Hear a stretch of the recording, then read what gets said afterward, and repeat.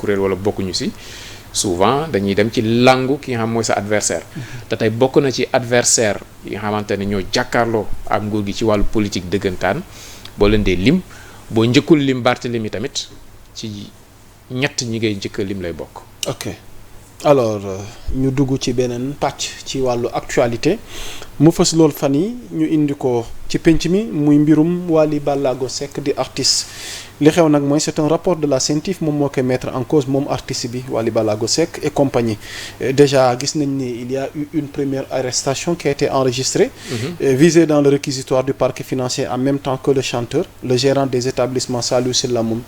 téyogum nañ ko ba noppi waaye tamit nag coow li mi ngi tourné ci koppar goo xam ne xayma nañ ko ci 5 milliards 597 francs CFA des comptes de Woodrose Investment LTD suivi d'opérations de change au cœur des investigations alors Pape Cheikh Sylla ñu bëgg la bàyyi kàddu gi pour ñu amal ab décryptage tey ci situation bi nga xamante ni tey moom la artiste bi rek moom Wally Ballago Seck waaye tamit rapport yooyu nga xamante ne ak liñ ci lim ci koppar sa carrière tey jii nii moom en personne tey ci situation wii nii tey ban jàngat lañ ci war a mën a def ngir ëllëgam. Bon, Wally comme yaa Moussa comme Pape Cheikh chance am mooy sénégalais la mais tam malchance am mooy sénégalais la bon lu wàcc si moom tamit yenn saay traité ko yam ci traitement bi daf ñuy xaw a jafe tuuti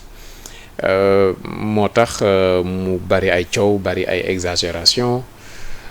mais justiciable la comme ñëpp bu ko CENTIF tuddee ci mbir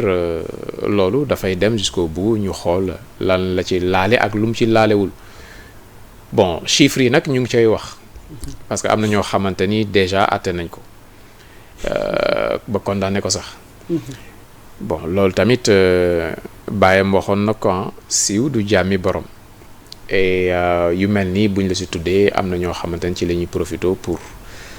pour casser la définitivement mais loo ci mënti dégg mbiru yoon la 5 milliards plus de 5 milliards am na ñuy avancer chiffre boobule mais lan moo ko ci concerné moom lan moo ko ci concerné parce que bu ñuy wax benn société di wax 5 milliards doo ci wàllu xel rek mënoo jàpp ne 5 milliards yooyu yëpp war na mën a concerné jëmmi Wally Ballago Seck kese donc lan moo ko ci concerné ak ci nan la ko ci concerné moom wax na am na lu mu wax loo xamante ni ñi dégg nañ ko benn transaction ci wàllu oto bi am na sax ñuy xamle ne Rolls Royce la te 200 millions ci lay am te chèque lañ ko la ko jaayee la jotee xaalis bi kon am na ay pièces yoo xamante ni dina justifier transaction boobu voilà donc am na ñeneen ñu ciy tudd ay terrain tudd leneen bon fii dafay jafe nga taxaw si wax lii la wala laa la mais li nga xamante ni moom nday mbili gi reconnaître na ko mooy dine jaay na oto bi jël na ci chèque quand Wally li muy wax mooy 200 millions ñiy wax 5 milliards ñoom ñoo xam 5 milliards yi lan la concerné nañ bàyyi xool fan lay mujjee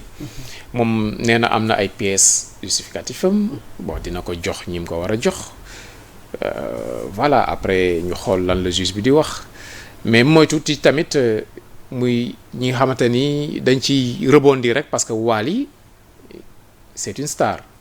boo waxee ci moom ça donne plus de clics aussi dossier boo xamante ni Wally Seck moo nekk ci biir loo ci wax mën na la yokkal buzz ci sa chaîne YouTube wala ci sa télévision mais warul tax nag nga ci xaabaabal ba dugg ci yoo xamante ni maîtriser woo ko na ci nit ñi tamit moytu am ñoom ci seen bopp yeneen i convocation waaw parce que tamit xaj na ci ndax débat bi ni muy demee nii di ci dajjati ko rek xaw ba xam dégg nga olof yooyam déet boo ma ko mënee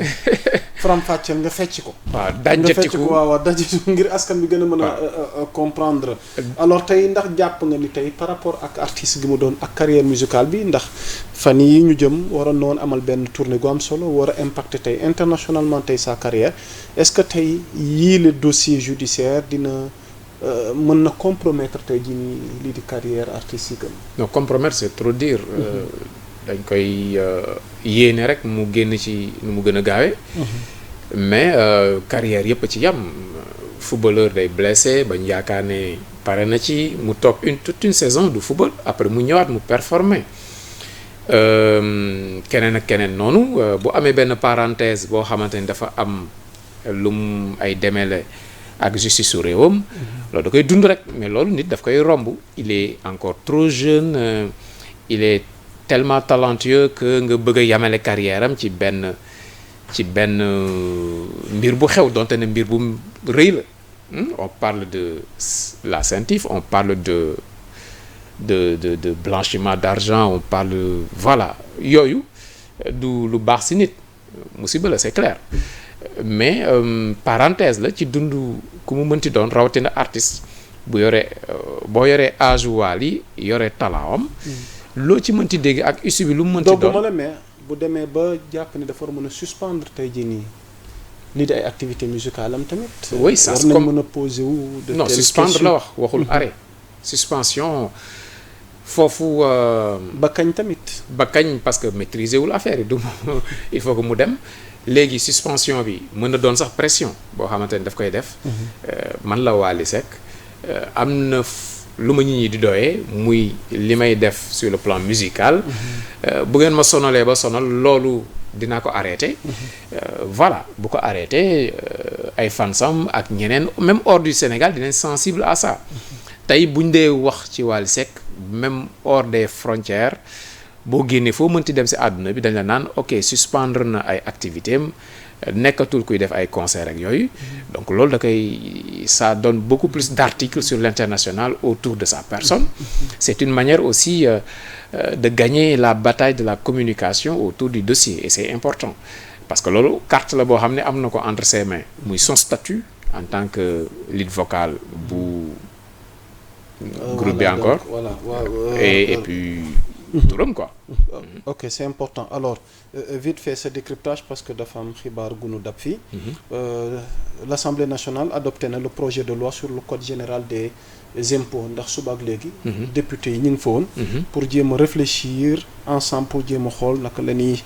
statuer indi tey jii ni xëy na ab loi. wu jëm ci li ñuy leeral ci wàllu code général des impôts le texte a été adopté. par 133 voix pour. contre 7 contre parmi les députés présents. À rappeler que ce projet de loi a été présenté par le ministre des Finances et du Budget, Cheikh Diba. Réforme bi nag mi ngi inscrire dans le cadre du plan de redressement économique et social bi ñu rattaché à l'agenda Sénégal 2050 afin de consolider les finances publiques à partir de ressources endogènes. Le gouvernement souhaite notamment exploiter de nouvelles niches fiscales liées au transfert d'argent, aux jeux de hasard, à l'alcool, au tabac ainsi qu'à l'importation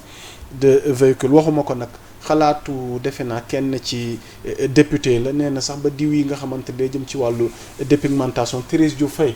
nañ ko ci dolli. Donc parmi les mesures concrètes donc à titre d'information yéen ñiy seetaan le projet prévoit une taxe sur les transferts d'argent de 0,5% plafonnée à 2000 francs CFA par opération avec des exonérations pour certains petits retraits ou transactions électroniques. La réforme instaure également des ajustements des assises sur les boissons alcoolisées importées comme locales et sur le tabac ainsi qu'une taxe accrue pour l'importation de véhicules de tourisme. Alors cependant nag il y a eu des réserves qui ont été exprimées par certains députés lors des travaux de la commission des finances et du contrôle budgétaire. Ils craignent une pression fiscale trop forte sur les populations vulnérables et plaident pour davantage d'exemptions, un seuil fiscal protecteur ainsi qu'une meilleure concertation entre le secteur public et le secteur privé. La réforme du Code général des impôts entre désormais dans sa phase de mise en œuvre. L'État devra démontrer que ces mesures fiscales bien plus rigoureuses peuvent rester justes et soutenables tout en contribuant réellement à la stabilité économique du pays. Donc en résumé ngir yéen ñu ñuy seetaan ci tënk lii mooy xibaar gi nga xamante ni nag jëlee nañ ko ci pencum ndaw réew ma ci wàllu code général des impôts boobu nag jàpp leen ni voté nañ maanaam li nga xamante moom moo nekk projet de loi bi léegi nag mettre ko en œuvre moo ci des. Donc ñu jàpp ni vraiment xëy na lii dina am lu muy yokk ci wàllu koom réew mi vu que réew mi dafa nekk ci situation boo xamante ni ci wàllu crise économie ñu war ko redresser. Alors Pape Cheikh Sylla ma bàyyi la kàddu gi ngir décryptage ci biile projet de loi bi nga xamante ne adopté nañ ko. waaw fi Sénégal